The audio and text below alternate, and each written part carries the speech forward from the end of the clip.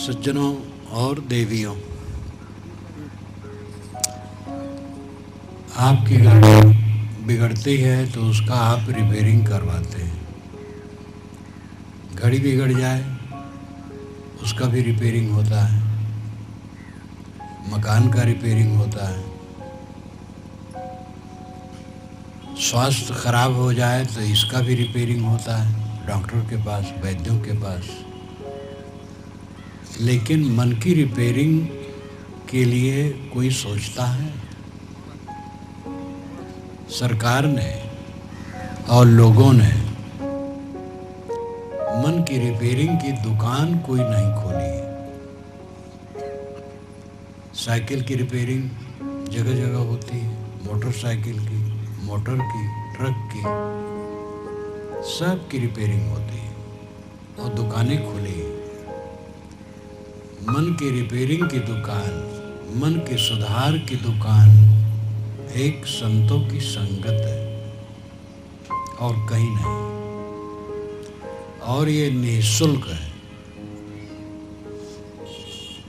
आप पंचर ठीक करवाएं तो भी कुछ पैसा देना पड़ता है। हर जगह रिपेयरिंग में पैसा लगता है, जरूरी भी है। जो बैठे हैं रिपेयरिंग करने वाले, उनको मेहनताना मिलना ही चाहिए। लेकिन जो संतों की दुकान है, संत जन जो मन की रिपेयरिंग करते हैं, उसके लिए कोई शुल्क निर्धारित नहीं। आप रिपेयरिंग करवाइए निःशुल्क। इसीलिए सदगुरु कबीर ने कहा है, सोई हित बंधु मोहि भावे, जात कुमारग मार्ग लावे, सो सयान मार्ग रह जाई, करे खोज कबहू न भुलाई, सो झूठा जो सुत को तजई, गुरु की दया राम ते भजई, किंचित है एक तेज फुलाना, धन सुत देख भया अभिमाना, दिया न खताना किया पयाना, मंदिर भया उजार, मर गए ते मर गए बाजे बाजन हार। सोई हित बंधु मोहि भावे, जात कुमारग मार्ग लावे। जो आदमी कुमार्ग में जाते हुए लोगों को मार्ग में लाता है, सुमार्ग में लाता है, साहब कहते हैं वो हितकर है, बंधु है और मुझे अच्छा लगता है। दुनिया में सभी विभाग हैं। कृषि विभाग है, वैज्ञानिकों का विभाग है, इंजीनियरिंग विभाग है, वकीलों का है, डॉक्टरों का है, शिक्षण का है, सब प्रकार का विभाग है और सबकी जरूरत है। लेकिन मन के सुधार का जो विभाग है वो सबसे मूल्यवान है। मन अगर ठीक नहीं है तो सब ठीक होते हुए भी बेठीक है। स्वास्थ्य अच्छा है लेकिन मन खराब है तो सुख नहीं होता है। पैसा खूब है लेकिन मन चिंतित है तो आदमी सुखी नहीं होता। बाल बच्चे वाला है, मन सुखी नहीं। ऊंचे पद पर है लेकिन मन दुखी है। दुनिया के समस्त ऐश्वर्य, विद्या, धन, पद, प्रतिष्ठा, बाल बच्चे, अनुगामी, सारी संपन्नता के बाद अगर मन उद्वेगित है और उलझा है तो आदमी सुखी नहीं होता। केवल मन ठीक हो, धन कम हो तो भी कोई हर्ज नहीं। कुछ धन की तो जरूरत है, खाना पीना, कपड़ा लत्ता चले, रहने के लिए थोड़ी छानी हो, इतनी जरूरत है। बहुत ज़्यादा धन नहीं है तो कोई हर्ज नहीं। बहुत धन जिसके होता है वो दो दो मन, तीन तीन मन नहीं खाते। जिनके पास पैसे ज़्यादा हैं क्या 100 कुर्ता पहनते हैं? जब सोते हैं तो एक कमरे में एक जगह सोते हैं। 50 कमरे हों तो रात भर में वो 50 कमरों में सोने बदलते नहीं। ऐसा करें तो उनको नींद कब आएगी? अधिक धन होने का मतलब क्या है? बड़ा कबाड़ी होना। जिसके पास बहुत धन है वो बड़ा कबाड़ी है। उसके पास मकान बड़ा है, फर्नीचर बहुत है, कपड़े बहुत हैं, बर्तन बहुत है, नोट बहुत है। ये सब कबाड़ है। शरीर कबाड़ है। इस कबाड़ के लिए कुछ कबाड़ की जरूरत है। लेकिन ज़्यादा कबाड़ हो तो धनी क्या है? कबाड़ी है, बड़ा कबाड़ी है, धनी वनी नहीं। धनी वह है जिसका मन प्रसन्न है। धन, विद्या, पद, अधिकार और थोड़े में कहें संपत्ति और स्वामित्व। आदमी को अधिक संपत्ति की इच्छा होती है और स्वामित्व की इच्छा होती है। हम ज़्यादा संपन्न हो और हमारी सत्ता हो, लोग हमारी ही बात माने और मैं किसी का न मानूं, मैं सबसे बड़ा रहूं, मेरे ऊपर कोई न रहे और मैं सबके ऊपर रहूं। संपत्ति और सत्ता की भूख मनुष्य को है। यही उसको भटकाती है, यही उसको नरक में डालती है।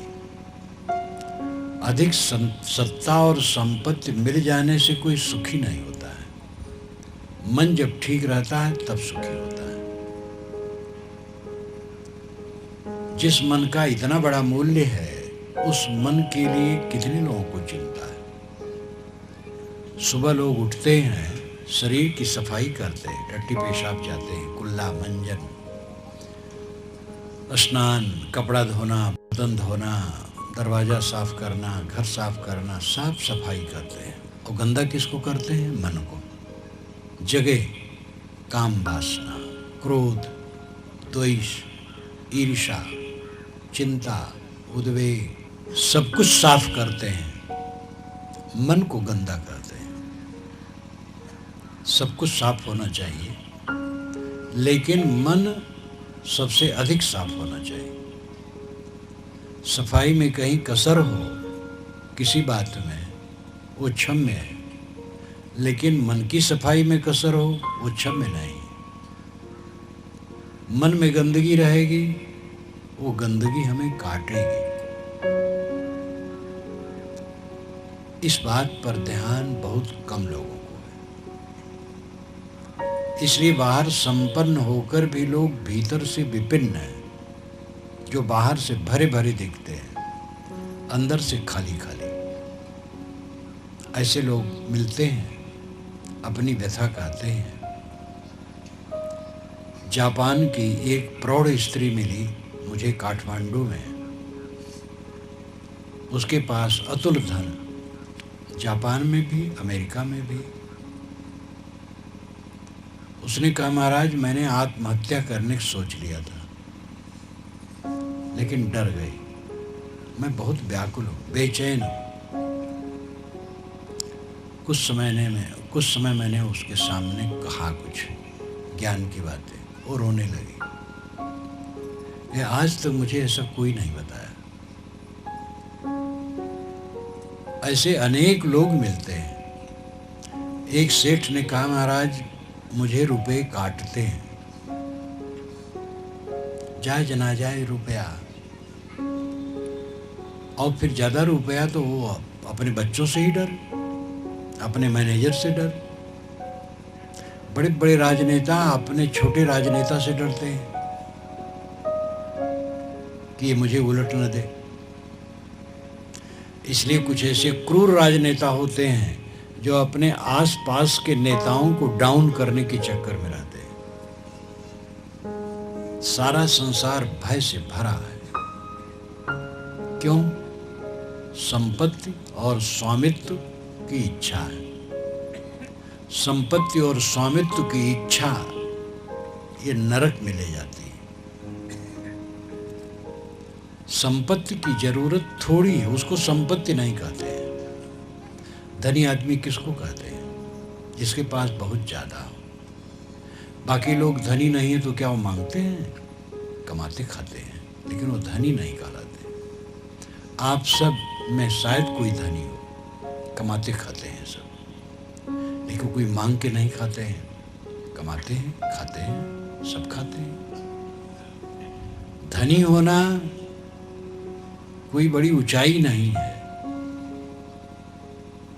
और जिसके पास स्वामित्व है वो भी कोई ऊंचा नहीं, सेवा है एक। अगर कहीं पद पर है, कुछ करता है तो एक सेवा है। लेकिन स्वामित्व और संपत्ति की लालसा मनुष्य के मन में बहुत है, और ये लालसा जितनी बढ़ती है उतना पाप बढ़ता है। और जो इन पर संयम रखता है वो पाप नहीं करता, मेहनत करता है, और मेहनत करने में जो संपत्ति मिलती है उसका अच्छा उपयोग करता है। अगर संपत्ति बढ़ गई तो ऐसा कुछ करता है जिसमें बहुतों को रोजगार मिलता है। वो समझता मैं निमित्त हूँ, सेवक हूँ समाज का। राजा भी समाज का सेवक है, मंत्री समाज का सेवक है, गुरु लोग भी समाज के सेवक हैं। गुरु अपने को मालिक न माने, वो समझे हम समाज के सेवक हैं। सेवक को नहीं फेर, परम पारखी श्री रामराज साहब ने कहा पंचग्रंथी में, सेवक को नहीं फेर, सेवक को कोई चक्कर नहीं। जो सेवा करता है, विनम्र होता है, उसको कोई परेशानी नहीं, उसको सम्मान अपमान का डर ही नहीं है, सम्मान चाहता ही नहीं, सबसे पीछे और नीचे अपने को रखना चाहता है। तो उसको क्या डर है कि लोग मुझे पीछे न बैठा दे और नीचे न बैठा दे। पहले से वो पीछे और नीचे बैठने को तैयार है। जहाँ लोग जूता निकालते हैं वहाँ वो खड़ा है, उसके पीछे कोई क्या करेगा। अपने मन में कोई कामना ही नहीं है कि हम कहाँ बैठाए जाए और कितना सम्मान मिले। जिसने सम्मान की ख्वाहिश छोड़ दी, स्वामित्व की ख्वाहिश छोड़ दी, संपत्ति की ख्वाहिश छोड़ दी, उसके पास भी संपत्ति होती है। वो गुजर बसर करता है और चीज़ों को ऐसा उसका प्रयोग करता है जिससे दूसरे लोगों का हित हो। ये दुनिया लेने देने की चीज़ है। खाओ खिलाओ, प्रेम से बांट करके रहो। आजकल में उठ जाना है। बड़ी बड़ी संपत्ति खो गई, बड़ा बड़ा स्वामित्व उड़ गया। चक्रवर्ती राजा हुए, थोड़े समय में लुप्त हो गए। यदुपते क्वागता मथुरापुरी, रघुपते क्वागतोत्तर कौशला, इत विचिंत मना कुरसु स्थिरम नस्लिदम जगत देवधारे। यदुपति श्री कृष्ण महाराज के मथुरा का ऐश्वर्य कहाँ गया? रघुपति श्री रामचंद्र जी के उत्तर कौशल का ऐश्वर्य कहाँ गया? आप अपने लिए सोचो, आपको क्या करना है। बड़ी बड़ी विभूतियां मिट्टी में मिल जाती हैं। इसलिए विवेकवान कहते हैं जो मिला है उसकी झूठाई को समझो। जितने लोग जवान यहाँ बैठे हैं वो शिशु थे, उनका शिशुपन झूठा हो गया, फिर बालक हुए। शिष्य शिशुपन जब बीतता है तो वो बालक कहलाता है। यहाँ बालक कहीं बैठे हैं, ये सब बालक जवान हो जाएंगे, इनका बालकपन खो जाएगा। और इसमें कितने बूढ़े बैठे हैं, उनकी जवानी खो गई है।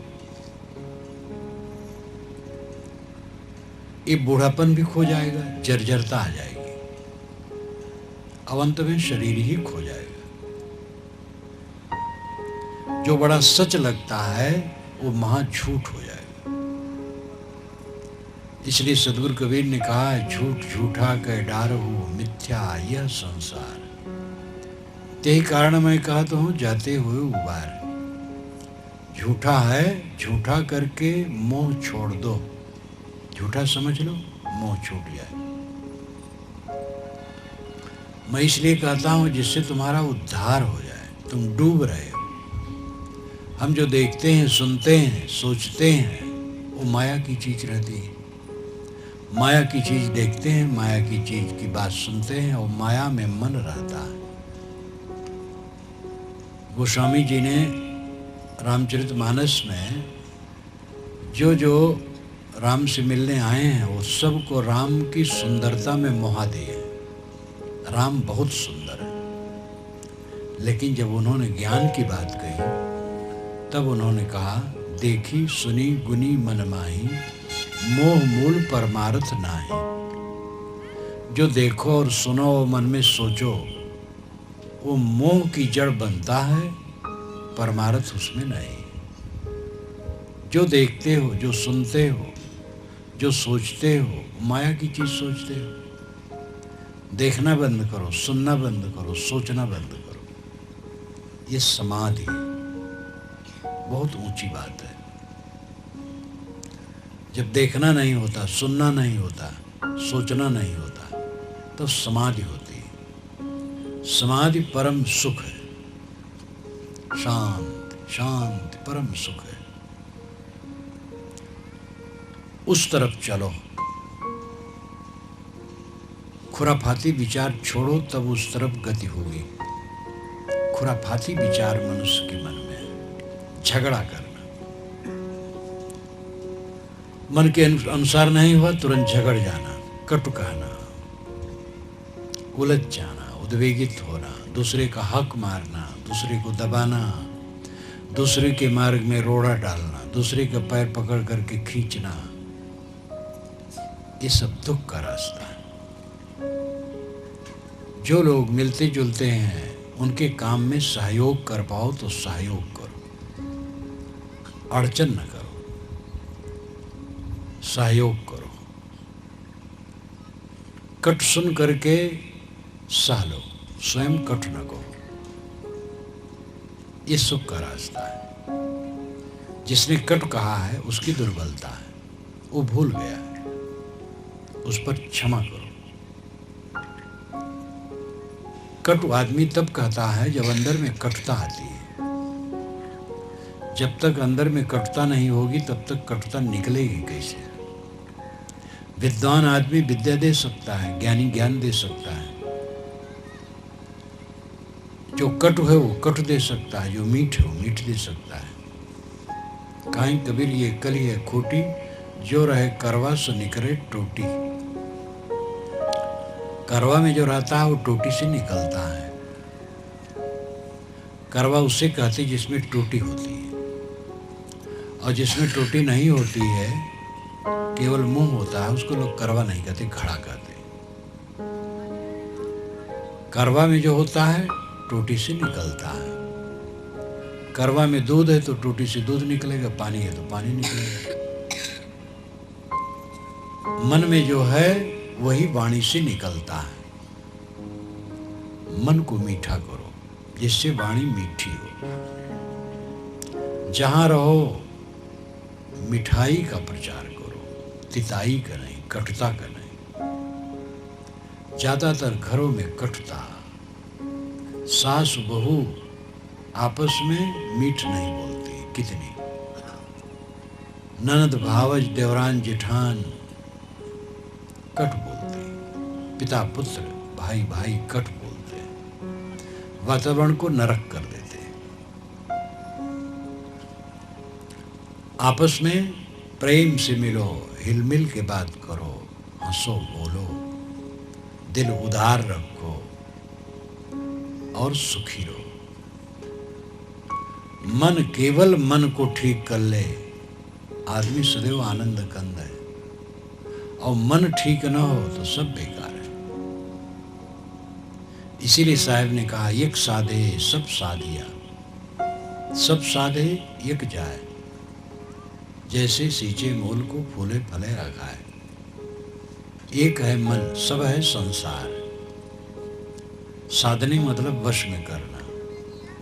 मन को जिसने वश में किया तो सब वश में हो गया, और सबको वश में करने चला तो एक जाए, मन बह गया। सब तो वश में नहीं होगा। मन वश में हो सकता है और उसको वश में नहीं कर दे, और जो वश में नहीं हो सकता उसको वश में करने के चक्कर में पड़े हैं। मन वश में हो सकता है, कोई आदमी वश में नहीं हो सकता है। कोई आदमी का मन है, जैसा उसका मन है वैसा करेगा। मेरी बात मान लिया, नहीं माना, नहीं माना। अपना पुत्र है, अपना शिष्य है, नहीं मानना चाहता है तो क्या करोगे? इसलिए किसी को वश में करना बड़ा मुश्किल है, लेकिन मन को वश में करना बड़ा सरल है। कोई आदमी वश में हो जाए तो हमारा कोई बड़ा लाभ नहीं है, लेकिन मन वश में हो जाए तो महालाभ है। दुनिया की वस्तुएं वश में हो गई तो मेरा बड़ा लाभ नहीं है, और मन वश में हो गया तो बड़ा लाभ है, महती लाभ है, सर्वोच्च लाभ है। इसलिए मन को वश में करने का काम करना चाहिए। मन वश में क्यों नहीं होता है? तमाम लालसाएं, तमाम अहंकार। सबसे बड़ी लालसा होनी चाहिए मन को वश में करने के लिए, शांत रहने, सरल रहने। तो हमारी लालसा होती है दूसरे पर अधिकार जमाने, चीज इकट्ठा करने, हम सबसे धनी हो, सबसे सम्मान पाने वाले हो, सबसे बड़े हो। और इस प्रकार इंसान निरंतर दुखी रहता है। मैंने शुरू किया था कि मन की रिपेयरिंग की दुकान कहीं नहीं है, केवल संतों की संगत है। गाड़ी की रिपेयरिंग, शरीर की रिपेयरिंग, मकान की रिपेयरिंग, अधिकतम वस्तुओं की रिपेयरिंग होती है, उसकी दुकानें हैं। मन की रिपेयरिंग की दुकान केवल सत्संग है, और सत्संग के लिए चेष्टा बहुत कम है। सत्संग की चेष्टा होनी चाहिए। धर्म के क्षेत्र में ऐसा भी है, 1 घंटा प्रवचन होगा, उसमें महिमा महिमा महिमा। कोई कहेगा कबीर में जुड़ो, कबीर तुम्हारा बेड़ा पार करेंगे, कबीर परमात्मा है। कोई कहेंगे श्री राम परमात्मा है, उनको परमात्मा मानो, तब बेड़ा पार। कोई कृष्ण को लेगा, कोई नानक को लेगा, कोई मोहम्मद को, कोई ईसा को। महिमा में पूरी कथा कह डालेंगे, काम की बात बहुत कम करेंगे। ये सभी महापुरुष हमारे सिर पर हैं, सभी महापुरुष महान हैं, उच्चतम हैं। इन महापुरुषों के जो अच्छे विचार हैं और उपदेश हैं, उन पर ध्यान देने की आवश्यकता है। सांप्रदायिक बातों को छोड़ करके जितने उपदेश उतने समान हैं। कोई अवतार बात पर जोर देगा, कोई पैगंबर बात पर जोर देगा, कोई तीर्थ पर जोर देगा कि अमुक तीर्थ में जाओ तो बेड़ा पार हो जाएगा, कोई अमुक नाम जपने से बेड़ा पार बताएगा, कोई अमुक मंत्र में। ये सांप्रदायिकता का प्रचार है। मंत्र कोई भी हो, सब मंत्र बराबर है। वेद का मंत्र, कुरान का मंत्र, बाइबल का मंत्र, गुरबाणी का मंत्र। मंत्र क्या है? कोई शुभ विचार की शब्दावली का समुच्चय है। वो सब आदरणीय है और सब समान है। नाम सब समान है, राम, अल्लाह, खुदा, गॉड। नाम भी सब आदरणीय है, और ये सब जपने से कुछ मन में प्रसन्नता आती है, सफाई होती है, ये भी सच है। कोई राम राम कहता है, कोई अल्लाह अल्लाह कहता है। कोई सुबह स्नान करने के लिए निश्चय कर लिया, रोज मैं इतने समय स्नान करूंगा, तो उसके मन में एक होता है कि मैं कुछ कर रहा हूं। ऐसे कोई शुभ काम कीर्तन करता है, पाठ करता है, तो उसके मन में एक शुभ वासना होती, मैं कुछ कर रहा हूं। ये सब अच्छे हैं, लेकिन खास बात जो है वो मन की शुद्धि है। हम तीर्थों में जाते हैं, तीर्थों में जा करके आज तक हुआ क्या है? हमारा नाम जपते हैं, कीर्तन करते हैं, मंत्र पढ़ते हैं, और महापुरुषों को हम पैगंबर, अवतार या बहुत कुछ मानते हैं, दुनिया भर का मालिक मानते हैं, और हमारे ही गुरु सबसे बड़े हैं, ये भी मानते हैं। चलो ठीक है, लेकिन आज तक हमारे जीवन में उसका परिणाम क्या हुआ है? हमारा मन कैसा हुआ है? हमारा मन कैसा है? क्लेश मन का घटा है कि नहीं? ईर्ष्या, द्वेष, घृणा, हिंसा घटी है कि नहीं? कलह करने की जो प्रवृत्ति है वो समाप्त हुई है कि नहीं? नहीं समाप्त हुई है, अगर घटती है तो बहुत कुछ अच्छा है। एक लागे कोई सेठ नहीं होता है, धीरे धीरे आदमी संपन्न होता है किसी दिशा में। कला की संपन्नता, विद्या की संपन्नता, धन की संपन्नता, ज्ञान की संपन्नता, रहने की संपन्नता, शांत की संपन्नता एक लागे नहीं होती है, धीरे धीरे होती है। गोस्वामी जी ने कहा है, रस रस सूख सरित सर पानी, ममता त्याग करें जिम ज्ञानी। जब वर्षा बीत जाती है, शरद ऋतु आती है, उसके बाद रस रस धीरे धीरे सरित सर, नदी और तालाब के पानी सूखने लगते हैं। कैसे? जैसे ज्ञानी धीरे धीरे ममता का त्याग करता है। देह के नाम रूप, उसके गुण कर्म, उसकी उपलब्धियां, इन सब के प्रति ममता त्यागता है, विवेक करता है। शरीर जब मैं नहीं हूं तो शरीर का नाम मेरा कहाँ है? शरीर की विद्या, शिक्षा, योग्यता, प्रभुता, ऐश्वर्य, उपलब्धियां, ये सब मेरी कहाँ है? शरीर ही मेरा नहीं है। ये विचार जितना बढ़ता जाता है, ममता घटती जाती है।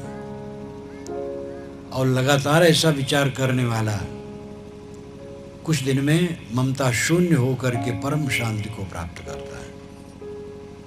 और जो साधना ढील कर देता है, फिर ममता में फंस जाता है।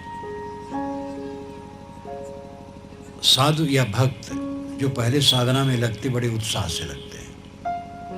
भक्त लोग खूब उत्साह दिखाते हैं, अध्ययन, मनन, संतों से मिलना, सेवा, भक्ति, उनमें से कई लोग ढीले हो जाते हैं कुछ दिन में। ऐसे घर छोड़ करके लड़के आते हैं और बहुत उत्साह में सेवा, भक्ति, उपासना, वैराग, बहुत अच्छा। उनमें से कुछ धीरे धीरे ढीले हो जाते हैं। वो समझते मैं भी साधु हो गया, मैं भी महात्मा हूँ। अब साधु महात्मा होने का मतलब है कि मेरी पूजा हो, मेरी प्रतिष्ठा हो, लोग महात्मा कहें। बस ये भूल गए। पुजाने के लिए हम नहीं हुए हैं, आत्म कल्याण करने के लिए गुरु की शरण में आए। पूजते हैं लोग, वो उनकी समझ है, उनका विचार है। पुजाने के लिए हम साधु नहीं हुए। लेकिन लक्ष्य भूल जाता है तो साधना ढीली हो जाती है। कुछ सद्गुण जीवन में आ गए तो बस उसी का अहंकार हो जाता है। अब आदमी विश्राम मान लेता है। यहाँ से कोई भोपाल जाना चाहे और रास्ते में मुसाफिर खाने में रुक जाए तो भोपाल कैसे पहुँचेगा? साधना में हम लगते हैं तो मोटे दोस्त छूट जाते हैं और सद्गुण आ जाते हैं, बस उसी में संतोष कर लेते हैं। इसलिए सूक्ष्म संस्कार मन में रह जाते हैं जो बांधने वाले हैं। सच्ची समझ संशय रहित पारख निजे दुर्गुण रहे, ये श्री विशाल साहब की वाणी है भवयान की जड़ चेतन निर्णय में। 9 छंद हैं, 4-4 पंक्तियों के। वह रहनी के छंद है, उसमें एक पंक्ति है, सच्ची समझ संशय रहित पारख निजे दुर्गुण रहे। सच्ची समझ है, जड़ चेतन की समझ सच्ची हो गई, संशय रहित ज्ञान हो गया है और अपने में परख दृष्टि हो गई है, लेकिन दुर्गुण अवशेष रहता है क्योंकि अभी काम पूरा नहीं किया। जब साधना में एकदम दृढ़ हो जाए, थोड़ा भी दोष सांप बिच्छू के समान दिखाई दे, तब वो दोषों को पूरा जीत पाता है। अगर भोजन कोई परोसे अनेक प्रकार का व्यंजन आपके मन के अनुसार, लेकिन अंत में कह दे इसमें थोड़ा जहर मिला है, तो आप तुरंत उठ पड़ेंगे वहाँ से। आपकी गोद में सांप या बिच्छू ऊपर से गिर पड़े, आप तुरंत उसको फटक देंगे और भाग खड़े होंगे। इसी तरह जो अपने चित्त के दोषों को समझकर दूर करता है वो मंजिल जल्दी पाता है। मान बढ़ाई में, सुख संपत्ति में, दुनिया के ऐश्वर्य में जब आदमी ठंडा हो जाता है तो विवेक उसका सो जाता है। इसलिए साधक को कहीं असावधानी की आवश्यकता नहीं है, कहीं असावधान न हो। गुरु आई ओ मान बढ़ाई, रिद्धि सिद्ध सब जात नसाई, यहाँ में सकल जगत और छाना, काल कला को मरम न जाना। इनते हमते नहीं काजा, तुम्हारी भक्त बस कहो बराजा। ये सदगुरु पूर्ण साहिब ने कहा निर्णय सार में। गुरु आई मान बढ़ाई, रिद्धि सिद्धि सब नष्ट हो जाती। रिद्धि सिद्धि का मतलब लौकिक उपलब्धियां। गुरु आई कब तक? बड़े बड़े गुरु मिट्टी में मिल गए, बड़े बड़े स्वामी मिट्टी में मिल गए। कौन यहाँ बैठा रहता है? महेश जोगी बहुत प्रसिद्ध विश्व में, लाखों भक्त जिसके, भूमंडल पर सब तरफ उनकी साहिबी। 2 वर्ष पूर्व उनका शरीर विदेश में छूटा, वायुयान से प्रयाग लाया गया। संगम पर उनका बहुत बड़ा आश्रम बनने की नींव है, अभी बना नहीं है। नींव तो ऐसी जो पर्वत सरीखा, वहीं लाया गया और बड़ी कॉलोनी उनकी बसाई है। और सारा शरीर सिकुड़ गया था। वृद्ध तो थे, जीव के निकल जाने पे तो शरीर बदशकल हो जाता है। अंत में दाह हुआ। ये तो नाम इसलिए लिया कि बहुत प्रसिद्ध थे। कोई बहुत प्रसिद्ध होता है, कोई कम प्रसिद्ध होता है। ये किसी कुछ रहने वाला नहीं। गुरु आई ओ मान बढ़ाई, रिद्धि सिद्ध सब जात नसाई, या में सकल जगत अर जाना, काल कला को मर्म न जाना।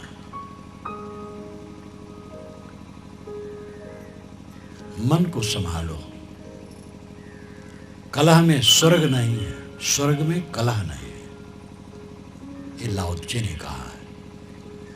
जब बुद्ध और महावीर, ये 2 संत हमारे भारतवर्ष में तप साधना और उपदेश कर रहे थे, उसी समय चीन में लाओ त्से नाम के एक महान संत साधना कर रहे थे। उनकी पुस्तक है ताओ ते चिंग, चीनी भाषा में। ताओ का मतलब है विश्व नियम, ते का मतलब है मानवीय सद्गुण, चिंग का मतलब है पुस्तक। विश्व नियम और मानवीय सद्गुण की पुस्तक, हिंदी में उसका भाष्य किया गया है।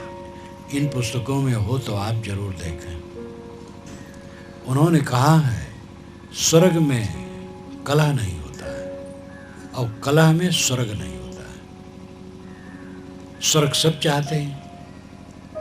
एक स्वर्ग तो पौराणिकों का है जो गंदा है, स्त्री पुरुषों के देह का स्वर्ग। इस संसार में जो आदमी होते हैं थोड़े दिन में बूढ़े हो जाते हैं, उनकी इंद्रियां भोगों में थोड़े में शिथिल हो जाती हैं, टट्टी पेशाब करना पड़ता है, पसीना निकलता है, तमाम प्रपंच है। तो यहाँ की इच्छाओं की पूर्ति न होने से अपूर्ण इच्छाओं की भड़ास स्वर्ग की कल्पना है। वहाँ माना गया कि आदमी वहाँ सदा जवान रहता है। भारतीय स्वर्ग, भारतीय पौराणिकों का स्वर्ग लाखों वर्ष का होता है और भारत के बाहर वालों का स्वर्ग सदा के लिए होता है।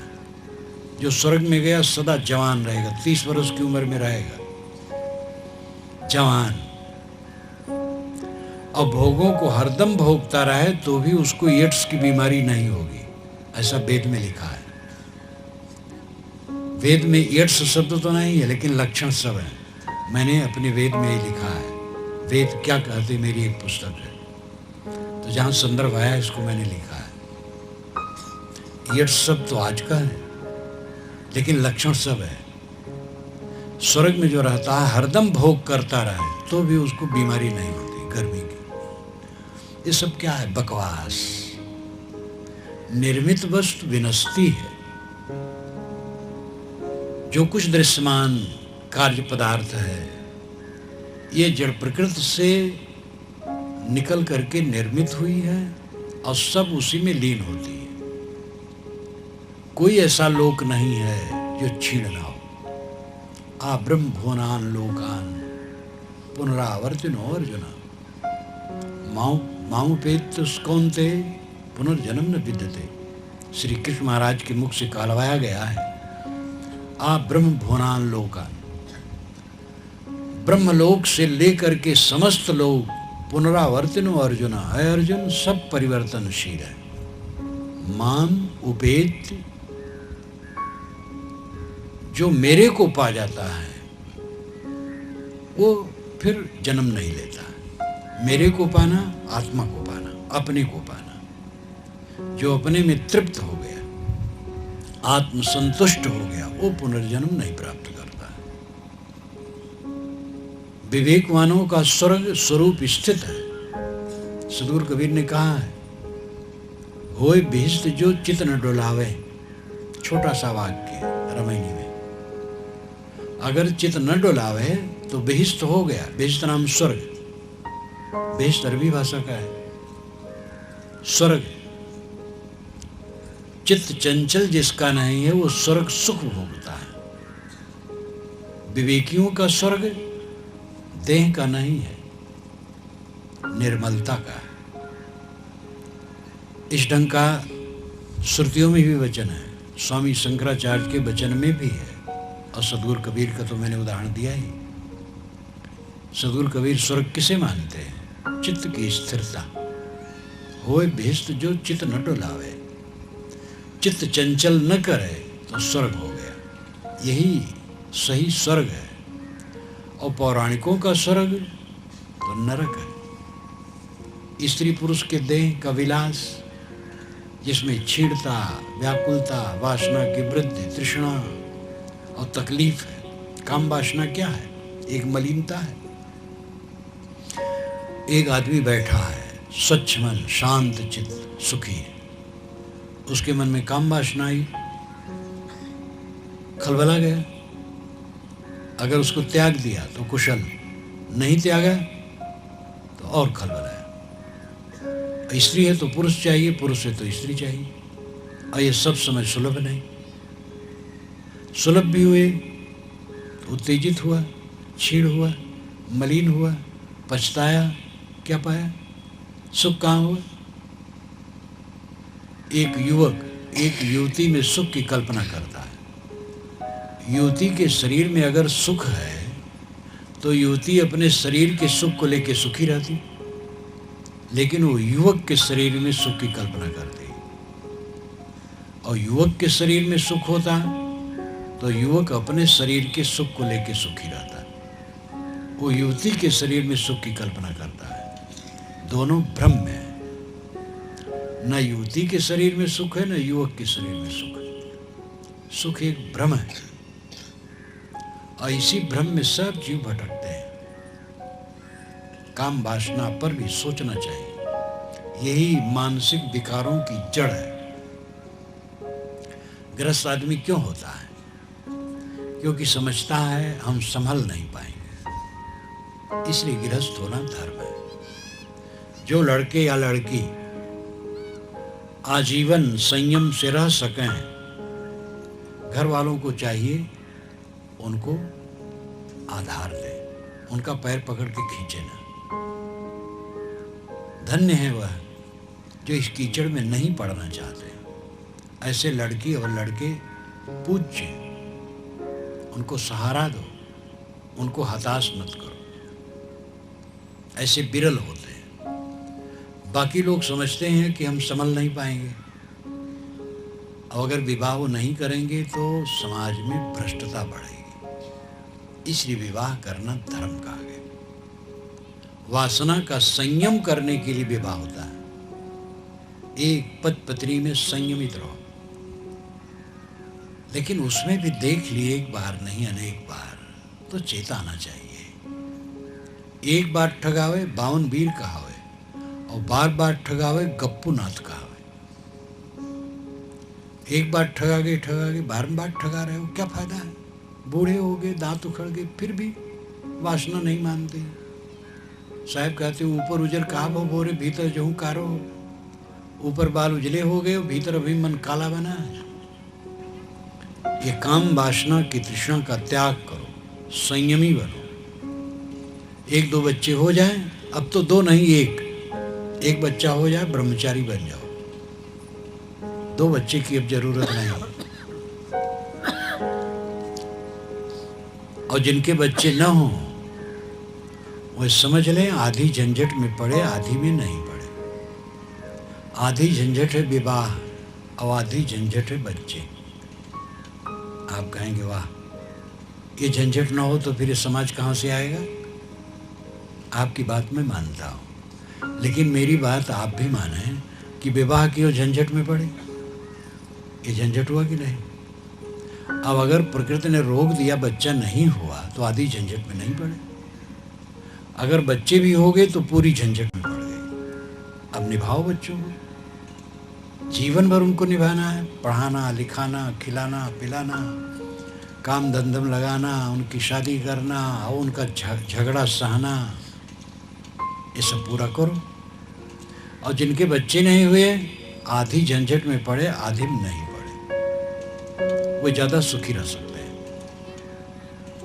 गैर बच्चे वाले बच्चे वालों से ज़्यादा सुखी रह सकते हैं। ध्यान दे, जिनके बच्चे ना हो ध्यान दे। नहीं बच्चे हैं, स्वच्छ हैं, तन मन धन सन्मार्ग में लगाएं, दूसरे की सेवा में लगाएं। बहुत बच्चे दुनिया में हैं, उनकी सेवा करो। ज़्यादा धन है, एक स्कूल खोल दो। बहुत बच्चे हो गए आपके, औषधालय खोल दो। अपना बच्चा पैदा करके क्या करोगे? लेकिन जब तक अपना बच्चा ना हो मुंह उखाड़ने वाला, तब तक गर्माहट नहीं आती। अपना बच्चा होता तो मुंह उखाड़ता। कितने लोग कहते महाराज हमारे बच्चे न होते तो अच्छा होता। कौशल्या माता की याद आ जाती है इस प्रसंग में। कौशल्या ने कहा था तुम नहीं पैदा हुए थे तो एक ही कष्ट था। राम से उन्होंने कहा, जब उन्होंने बताया बन जा रहा हूँ, तो पहले तो बदहोश हो गई। ये सब बातें वाल्मीकि रामायण में आती हैं। मैंने रामायण रहस्य में सब लिखा है।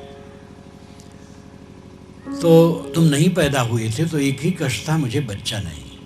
अब तो महाकष्ट है, तुम 14 वर्ष के लिए बन जा रहे हो। तो कौशल्या माता को कहना पड़ा कि तुम नहीं पैदा हुए थे वही अच्छा था। पैदा हुए तो महा दुख है।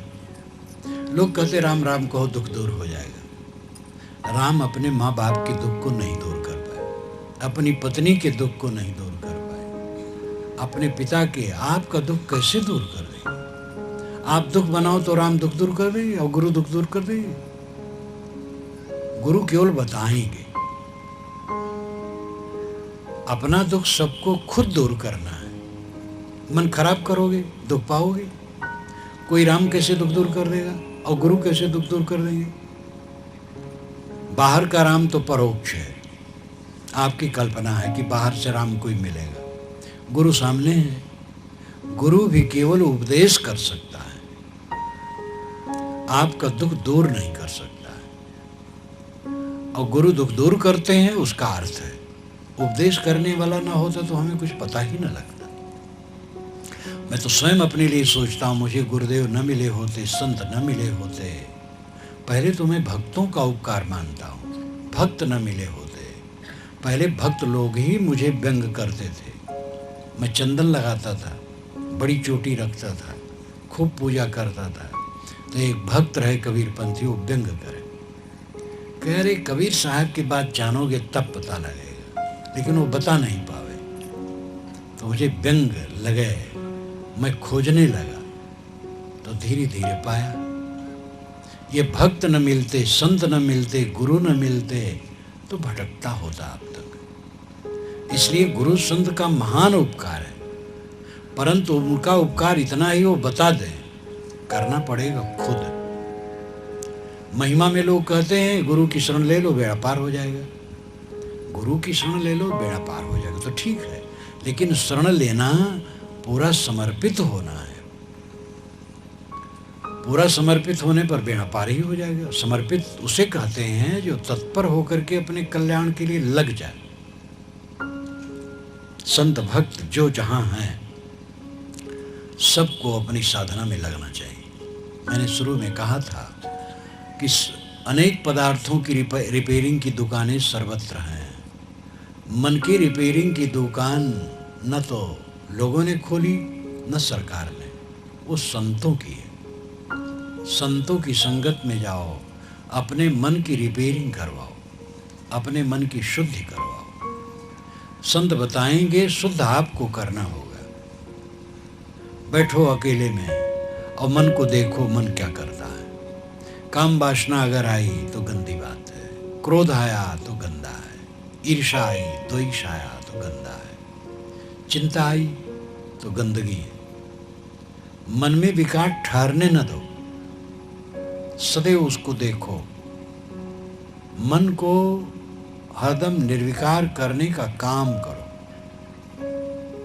यह सबसे बड़ी साधना है, सर्वोच्च साधना है। ये कोई संप्रदाय की साधना नहीं है। सदगुरु कबीर ने बीजक में कोई संप्रदाय की बात नहीं कही। कबीर पंथ शब्द भी बीजक में नहीं है। कबीर पंथ की कोई नियमावली नहीं है। प्राप्त विचारों पर समीक्षा है और सत्य का उद्घाटन है पूरे बीजक में। जो उन्हें विचार प्राप्त हुए उन पर उन्होंने समीक्षा की निर्भय होकर के और सत्य का उद्घाटन किया।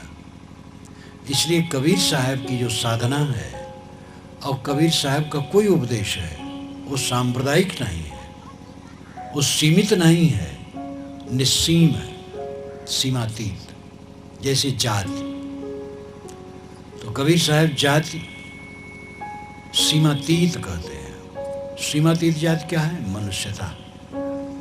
और ऐसे ब्राह्मण, क्षत्रिय, कुर्मी, कुहार इस सीमा की जाति है, लेकिन सीमातीत जाति है मनुष्यता। ऐसे धर्म संप्रदायों को लोग धर्म कहते हैं। साहब कहते हैं, सदा धर्म जाके हृदय अवसई राम कसौटी कसते रही। जिसके हृदय में सदैव धर्म बसता है और राम कसौटी से अपने को कसता रहता है। राम कसौटी विवेक की कसौटी, विवेक की कसौटी से निरंतर अपने चित्त को शोधता रहता है। उठत बैठत कबो न छूटे ऐसी तारी लागी। उठते बैठते कभी नहीं छूटता ऐसी तारी लगी। तारी नाम ध्यान। ध्यान का मतलब सावधानी, निरंतर जागरूक। संतो जागत नींद न कीजिए। पूजा में बैठे हैं, मन गंदा हो गया तो पूजा कहाँ है? और टट्टी घर में बैठे हैं और विवेक मन में है तो वहां भी पूजा है। पूजा उपासना जो कुछ समय की जाती है उसका मूल्य है, लेकिन हमारी पूजा और उपासना का अति देश और अति काल हो जाना चाहिए। सभी देश में सभी काल में हमारी उपासना चले, और वह है निरंतर अपने चित्त की निगरानी। अपने मन को सब समय देखो, मन में ईर्ष्या, क्रोध, द्वेष, दुर्व्यवहार न आवे, वाणी से कटु न निकले। कटु कहोगे तो इसका मतलब है आप में कटुता है, आप स्वयं जल रहे हो तब कटु कह रहे हो, और दूसरों को भी जला रहे हो, दुख बढ़ेगा। अपनी जलन को शांत करो, मीठा करो।